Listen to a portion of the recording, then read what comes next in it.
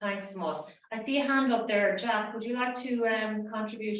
Yeah, very quickly. Yeah, it's just that in response to your, the last question, if I look at the screen at the moment, I can see Bernie, Mary, I know Katharina's been there, Maureen's there. Now, their doctorates in 2006 and 7 actually were by practitioners, and each person created their own living educational theory. Now, included on this screen, there's Jackie DeLong. Now, Jackie and also Michelle are working on exactly that problem in terms of communicating, and they're doing it through AERA. You've got Marie Huxtable, who's the chair of the EJOLTS, that's the Educational Journal of Living Theories. So if you're going to actionresearch.net on the right, you'll see how many people from Ireland and also around the world are really working on your question about how do we as practitioners share the kind of inquiries that we're having in terms of improving our own learning, but also the learning of others, including our students. So I just mentioned that, I think it would be really valuable for us all to really work out your question. Okay, thanks. Thanks, Jack. Okay. Okay, just another, I suppose, another point that's connected to that in a sense. We have a question here, Tomas, that we'd like you to maybe just respond to. That we talked about why action research and connecting research, policy and practice more effectively, why that matters. Why does it matter that research, action research in particular, connecting that research through policy and practice more effectively? Why does it matter? Oh, but I saw that question. I thought that's a 6 marker now. That really is cutting to the heart of it all. And I suppose in reflecting that question and coming from a number of different perspectives, myself as a teacher originally, and going through my HDIP in the late 90s, a father of 4 daughters, 3 of whom are still going to school, and a civil servant, and a public servant who cares deeply about the importance of education for everybody, at a personal, individual level, and then of course for a broader social economic progress, but also for personal fulfillment and growth and thriving. And as I've come to have the good fortune to meet people like Mary and Katrina and Bernie and yourself and so on, and other people on this call, and Mags and so on, and really come to learn more and more about what Jack is referring to there, it has been happening for quite some time, and not just at a national but a global level as well. It really matters. I think it's in the concept of inclusion in particular, I would frame this answer in special education needs. And I think the teaching profession gets a bad press, and and people have said to me over the years for lots of different reasons, and largely unjustified, quite often, because teachers care deeply. Teachers work really, really hard at their profession in classrooms. It's not for the want of care and the want of trying that perhaps we haven't made the progress we would like in these areas. And what I came to realize in my years in the council in particular was it's almost an ache at the heart level to understand how much fabulous work is being done by teachers in the space that Jack talks about and in other spaces as well.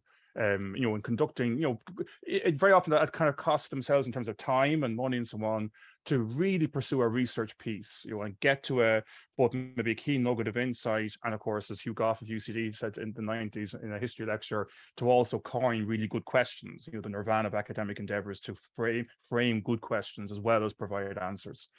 So teachers have been doing this, and yet there are colleagues who struggle and suffer in terms of stress and workload in the absence of access to those answers and questions.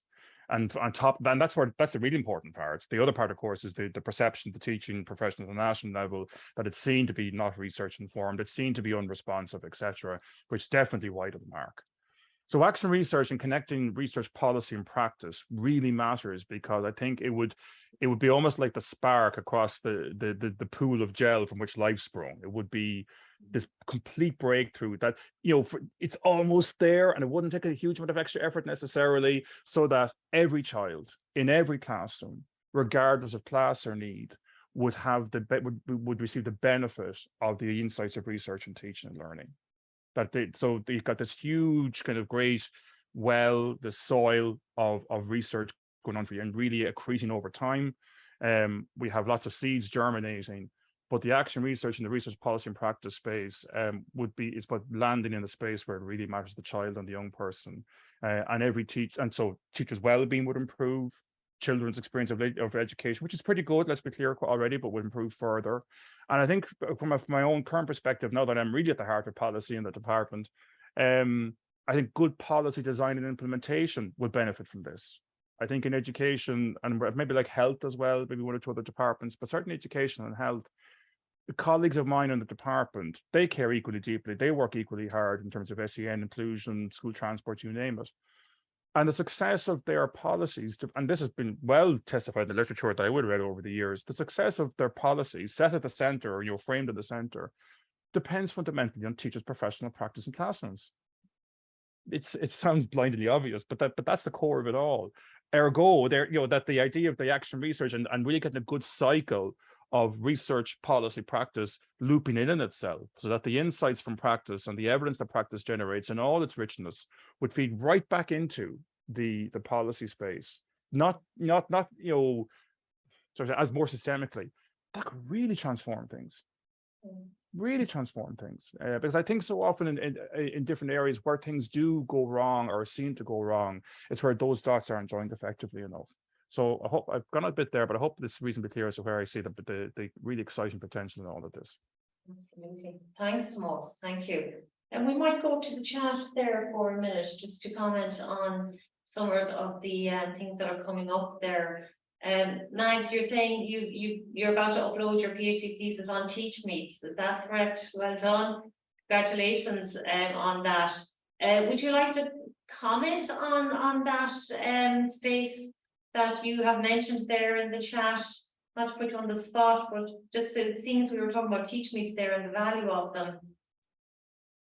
Yeah, look, something I just heard something in Tomas's answer there that had come up in the PhD, and there is no doubt one of the dispositions that I found in now I'm talking about the teachers who were speaking about going to self-organized and peer-organized TeachMeets, but one of their huge, and it stopped me in my tracks and made me just think several times during the analysis that they just want to improve themselves. They're just going to, they're finding their own pathway to CPD, and it's always, I want to be a better teacher. And I was an old retired teacher when I started my PhD, and to read this was just so, there were 3 levels. They wanted to be a better teacher. Then they said, I'll present at the TeachMeet because I want to share the good things I am doing, and continued, then I will organize a TeachMeet for my friends because I feel it's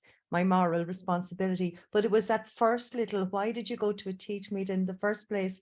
And the curiosity, but the urge to improve is there it's there all the time.